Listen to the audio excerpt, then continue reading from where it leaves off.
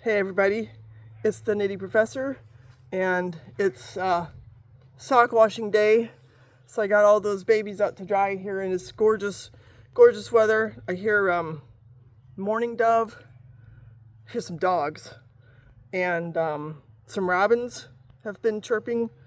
So today I heard some homilies spoken by some young people, and one or two of you know exactly what I'm talking about because you were there too. So the topic today was joyful escape, and it was Youth Sunday, which was really cool. And I find myself inspired by young people so often. One of the things that I thought was really cool was how a lot of young people today, when you ask them their pronouns, they go with all pronouns. And I just think that's so refreshing. Like, who the heck cares? Why do we care about the pronouns that we use, you know? And all this grammar is wrapped up in it, and it's kind of discriminatory. In fact, my German viewers will probably laugh, but I make a joke of how in German they use the word Lord for Mr., which is Herr, but for a woman, you're just woman. So it's Lord and woman, you know, Herr und Frau. Instead of, why isn't it Herr and Herrin, right? Or just Mann und Frau. So in any case, I just thought it was so refreshing to see these young people this morning. It says, what are your pronouns? All pronouns. It doesn't matter. So I think when I'm on Zoom from here on out, that's what I'm going to put, all pronouns. Don't matter. What do I care? It's not even an issue, right? So anyhow, that was one of the things I learned this morning. But joyful escape, I was asking myself, how could I apply the homilies that these young people are giving to knitting? And it was pretty dang easy, and that made me feel really good about, you know, my craft. And I think we can apply it to so many crafts. We can apply it, like when my son works on his car, it was so much fun to change my brake fluid. And I was like, yeah, because, you know, you're making your car continue to run, so you don't have to go out and buy a new one, and you're helping yourself, and you're doing it on your own. You're exercising your own agency. It literally cost him like $15 to change out his brake fluid. And there was something else that he was talking about that would have been a $500 job. I think it was putting tint on his windows. Cost him $10 because he did it himself. If he would have hired somebody, it would have cost $500. So yeah, we can take joy in our crafts, our hobbies. And one of the questions that this young person, whose name is Atlas, who went by all pronouns, is how do we find joy? How do we do it? So one of the criteria was do it in the company of others. And I know a lot of us belong in groups. We knit in groups. We have guilds, and this is certainly something that I celebrate on a regular basis in my novels.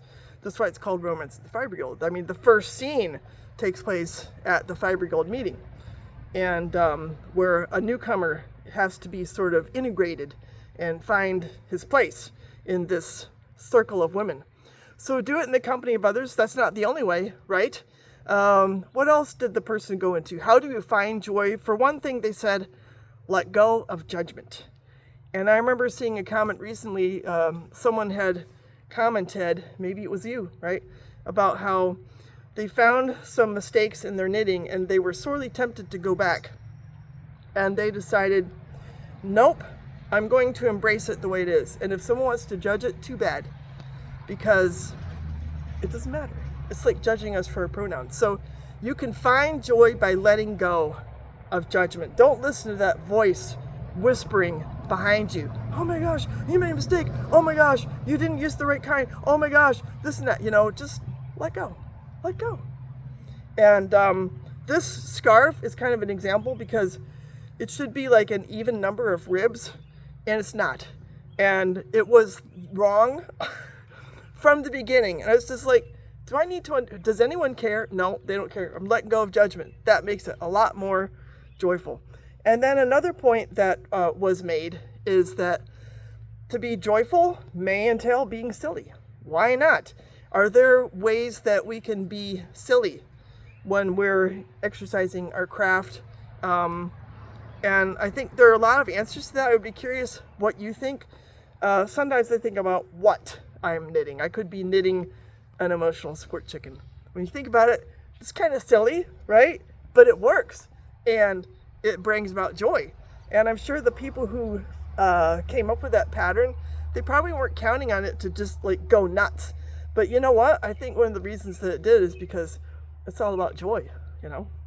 It's a huge help. So related to that, the homilist said, lose societal concerns. And man, you can imagine, right? For me, maybe it's ageism, right? Or maybe it's someone who would rather see a man doing my work. Or for someone, it could be a weight issue.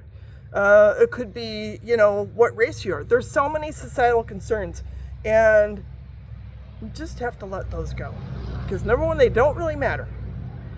And number two, if we let them matter, we're just buying in to the whole flood system that's putting them there in the first place. Now, the next point, and I just jotted these down this morning as I was listening to these homilies, but the recommendation was to add whimsy. And I think about the sweater I've been working on. I'm getting close to being able to show it to y'all and share it. And I was studying it last night, and a lot of you German viewers, you know about my whole rabbit conundrum, and I was trying to figure out which rabbit to integrate into the pattern that would work with the numbers, look good with the color scheme, be the right size, and work out the way I wanted it to, you know, so it would be fun and satisfying. And I finished that whole big row. It's like all across the yoke, and it just turned out so cute. I'm really pleased with it. So I think it incorporates whimsy. Hell, the shirt that I'm wearing incorporates whimsy. I mean, I found this fabric at a quilt shop, and I'll just be honest, it was not cheap, but I think it's so cute how it incorporates cats with the canned cat food. When I saw it, especially with the colors, which are very whimsical, I was like, I have to have it. Even the buttons, if you look at the buttons, I had fun. They're like square, triangle-y squares, and all the colors. It's just a lot of fun. This is actually, I wear this shirt in one of my professional photos that people see around at the university where I just retired. So that's a lot of fun. Now, another thing that was recommended this morning as far as finding joy was searching for the good. And I know a lot of us work hard to try to do that. And, you know, it's impossible to be perfect. But again, that goes into the whole question of let go of judgment. We can be good without being perfect. So you can give your knitting away. You can knit a gift for someone. You can knit for yourself or crochet. You can do your best to find environmentally sustainable yarn. Shop local, you know, so search for the good. And you're probably, if you think about it, you're probably going to find that a lot of how you go about your craft, even if it's whatever it is, woodworking, metalworking, working in a truck, there are probably a lot of good things that are going into it. I got to turn the page here. I borrowed a clothespin from my socks. So now the speaker went into the question of, is personal joy selfish? So they started listing what I might call some caveats. And I think a lot of us can probably hear the little voice in our head that is reinforcing that, right? We are very good at questioning ourselves. Maybe it was because of how we were raised, because we were bullied, or because of society, you know, all the social media, giving us impressions that we're not pretty enough, we're not smart enough, whatever, we're not deserving. So this is a question that could arise. Do I deserve to have joy? Is it selfish of me to seek joy? Is it wrong to be happy? So there are two things. Number one is not. Number two, let me just go back to some medieval poetry that I studied. I studied Hartmann von Owe and all these great medieval poets from about 1200 in German literature. And the overall message that they had to convey, for me, at least the way I was taught, came down to moderation. Really, everything's about balance. So you want to balance selflessness with selfishness, because The speaker pointed out this morning, you can't be selfless and care about others if you don't care about yourself in a way that may amount to selfishness. So it's almost like recharging your battery to the extent that we're mechanized, robotic, battery operated creatures. Sometimes having that moment with ourselves to experience joy is exactly what we need in order to reach out to others and help them do the same thing. So there's really no selflessness without selfishness. And I really needed to hear that this morning. I think that's a very important point. And here's another thing that really, it got even more to the point. And to be honest, I think I could have cried when I heard this, because I think it's really key. Joy isn't earned. Joy is a human right. It's our birthright. Just by coming into the world, we as humans have a right to joy.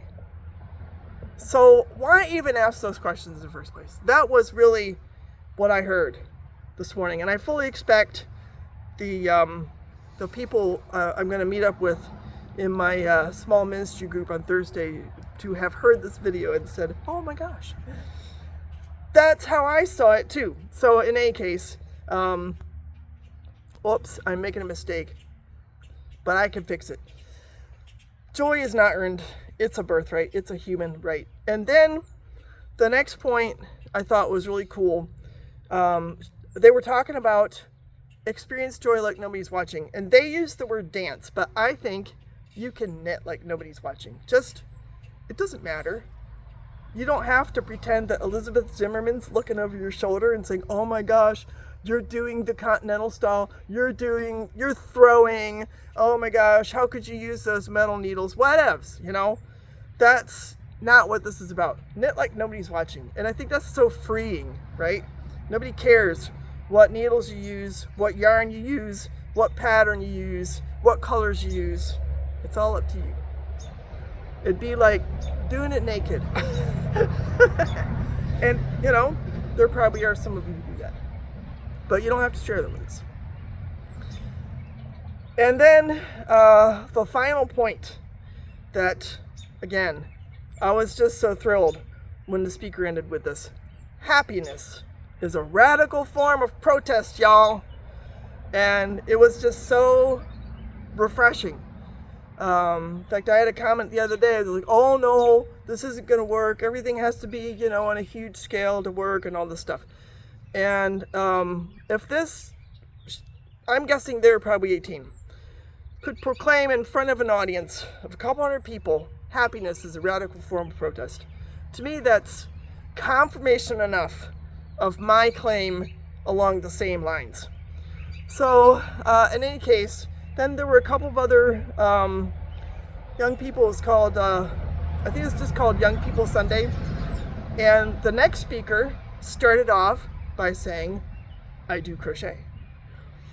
And the point that she made was that she crochets in public. And she deliberately seeks out places where people will engage with her.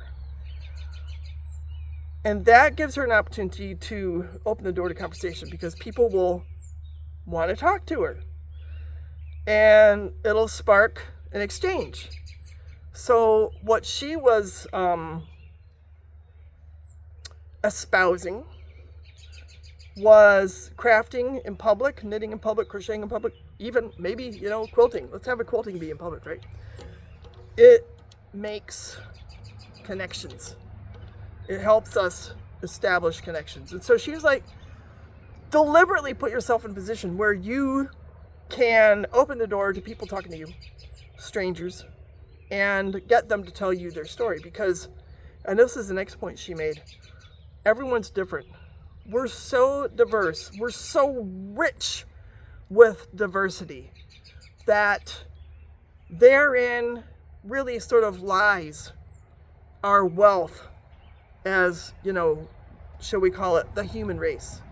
is that everyone has different experiences, different history, different talents, different abilities, different sensations, whatever it is, culture.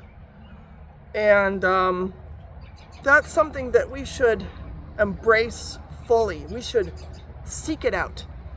And most of you know that June 14th is, I believe it's right. If I'm wrong, tell me. But I think it's June 14th, International Knitting and Public Day. So I'm going to look for opportunities to spark conversations on that day, but on any day. So in any case, I really got a lot out of these homilies that I heard this morning, and I hope you enjoyed my kind of sharing of some of those thoughts and connecting it to knitting, crocheting, spinning, crafting, quilting, whatever it is you like to do with your hands, to experience joy, to experience your birthright, right? I think it's awesome, and I hope you're going to spend some time doing that before the day ends and throughout the week. So thanks for listening. Thanks for subscribing. Thanks for your comments. Thanks for the community. I really, really appreciate it. And I'm going to watch my socks dry. Y'all take care. Bye.